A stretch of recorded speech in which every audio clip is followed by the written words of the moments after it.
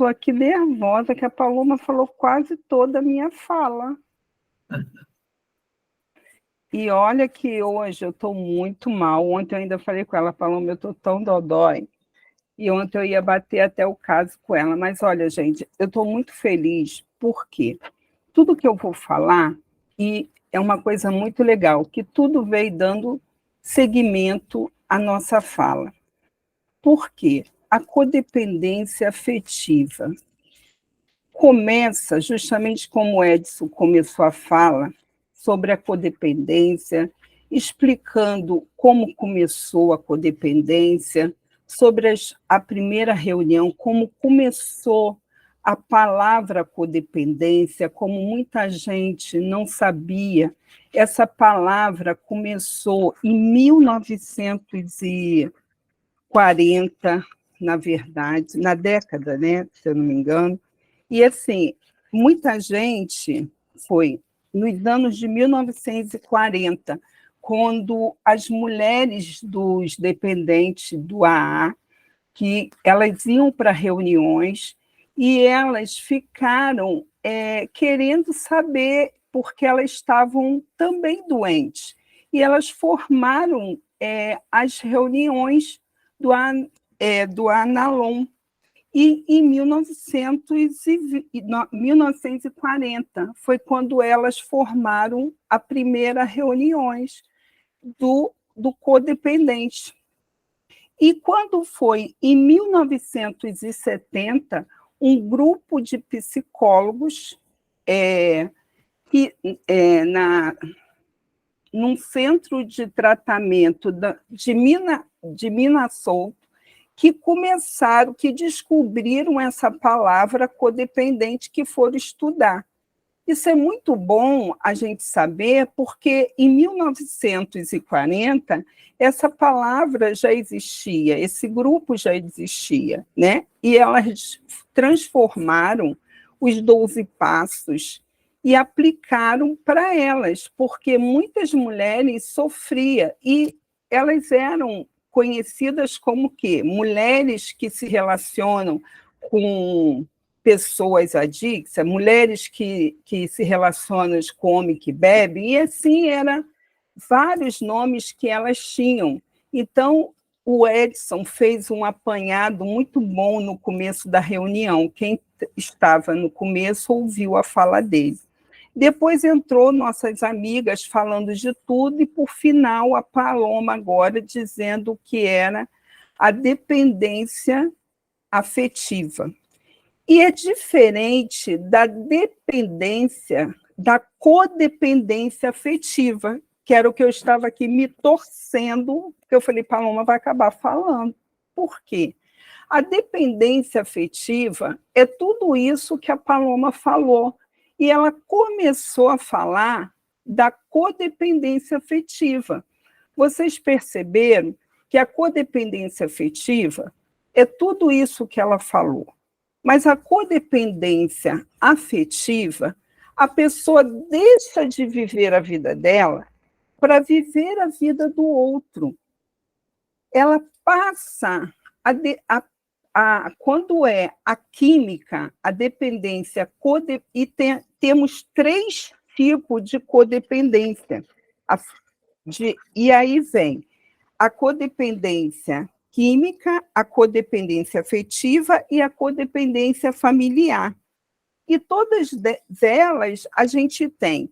Quando é a codependência afetiva, a pessoa ela deixa de viver a própria vida para que ela possa entender a doença do outro. Então, ela passa aquela pessoa que ela sufoca a pessoa que é dependente químico para entender. Ela acha que ela é doutor, ela acha que ela vai curar o outro por ser dependente químico, e ela vai sufocando, e ela passa a ser repelente, não atraente. Em vez de ela trazer o dependente para casa, ela cada vez coloca para fora, porque ela teve uma infância toda essa que a Paloma colocou aqui para a gente.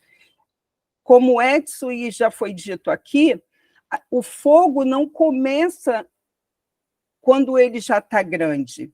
a gente só fica codependente, não é a gente não nasce codependente, a palavra certa. A gente se forma, a gente vai ficando codependente da forma que a gente vai crescendo, conforme a Paloma colocou aqui na explicação da dependência do dia a dia. A gente vai nascendo conforme a nossa criação e a gente se torna um codependente. Se a gente não tiver um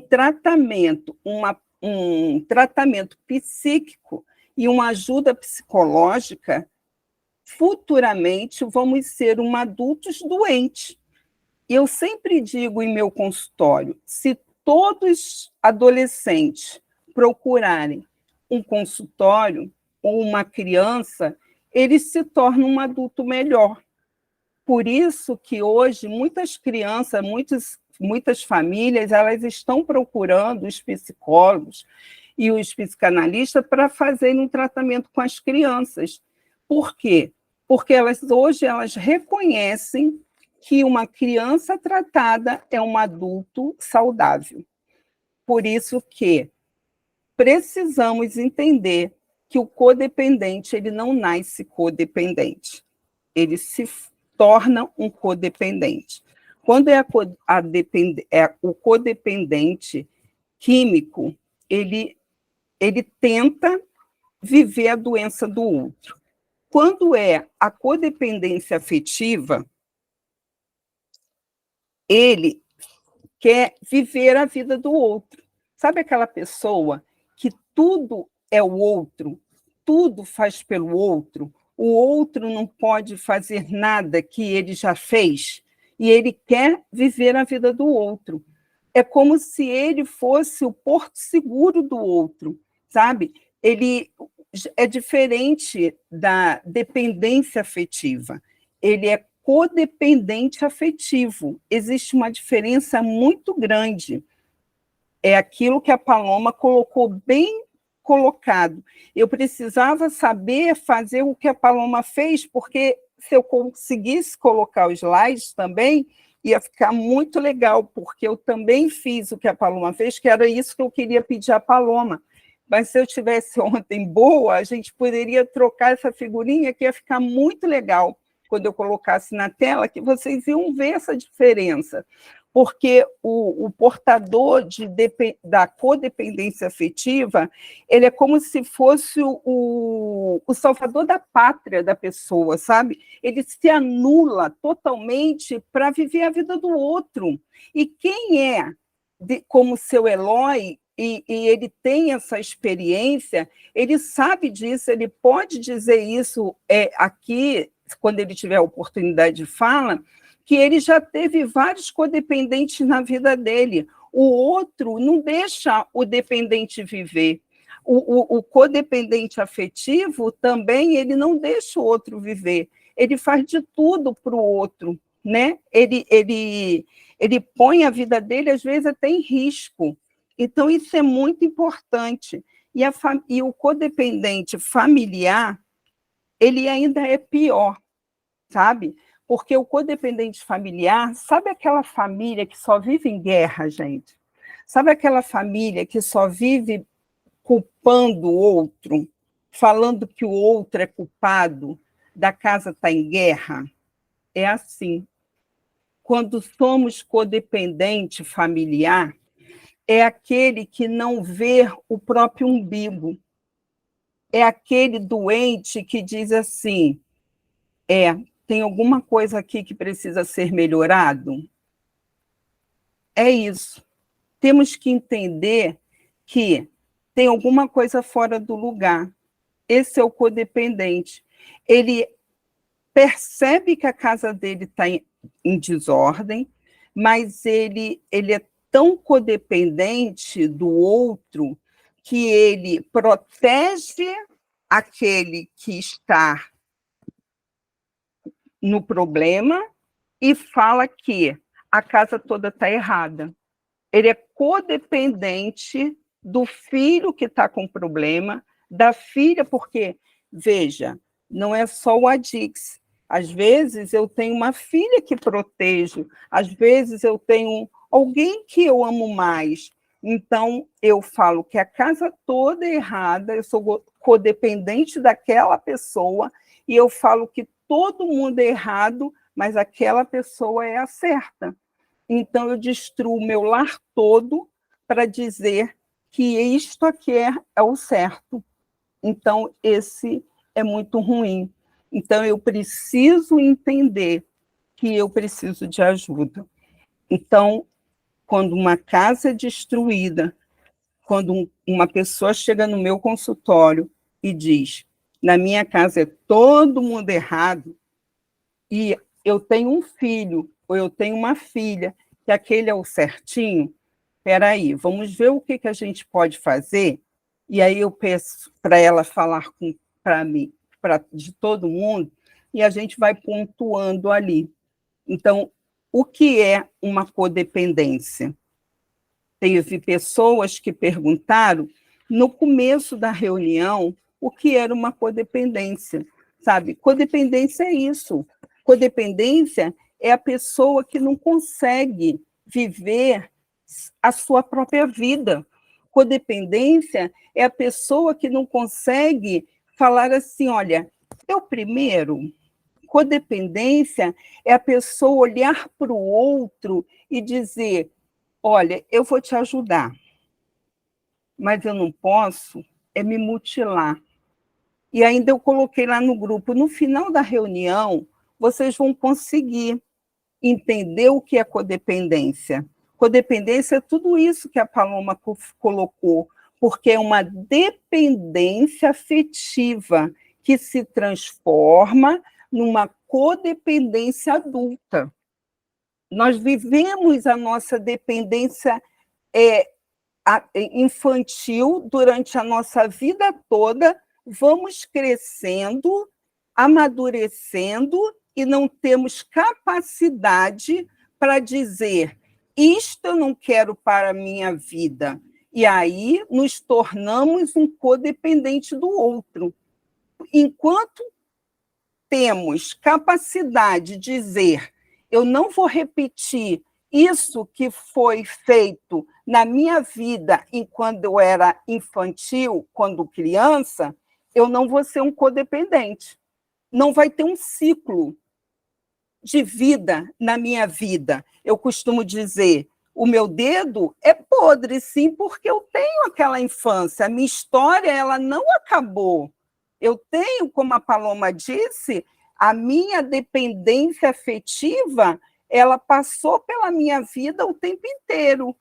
Mas eu preciso entender, eu sou tratada, eu sei o que eu quero, eu não viro uma codependente do outro, eu não vou deixar de viver a minha vida por causa do outro. Eu vou entender que a Vânia, como eu não me apresentei, eu sou a Vânia Sá, sou uma mulher, mãe de 2 filhos maravilhosos, sou avó de Ana Júlia e sou psicanalista e, se Deus quiser, vou ser uma psicóloga em agosto. E isso nada vai mudar a minha vida, porque se alguém disser para mim que eu não sou a Vânia Sá, eu vou falar para ela, então tá bom, você diz que eu sou, eu não sou, eu sou. Nada vai mudar o que eu sou. Mas, se eu tenho a trajetória de vida de tudo que Paloma colocou aqui e não fui tratada, eu vou cair na ribanceira. E vou virar, quando eu sair dali, eu vou virar uma codependente. Quando a pessoa falar assim, Vânia, você faz isso para mim? Faço sim. Ah, você faz isso? Quero sim. Então, eu não fui tratada. Eu vou viver na mão do outro, eu vou morrer na mão do outro. Porém, aquela Vânia que cresceu num lar machucado, num lar destruído, no lar que foi tudo ruim, que foi um lar repelente, não foi um lar atraente, você que é adulta e ainda tem jeito, ainda há tempo, sabe, de se tratar. Nunca é tarde, pode ter a tua idade que for, ainda é tempo de buscar ajuda.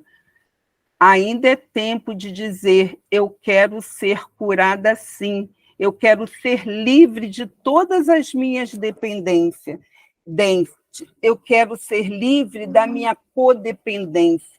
Você não precisa ser codependente, você pode ser hoje uma dependente de alguém, você pode ter isso na sua vida, porque nós não somos codependência, nós não temos a codependência.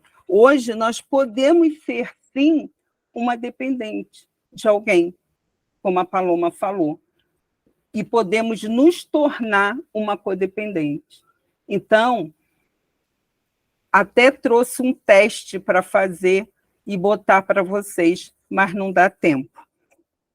Para vocês identificar se vocês são dependentes ou codependentes.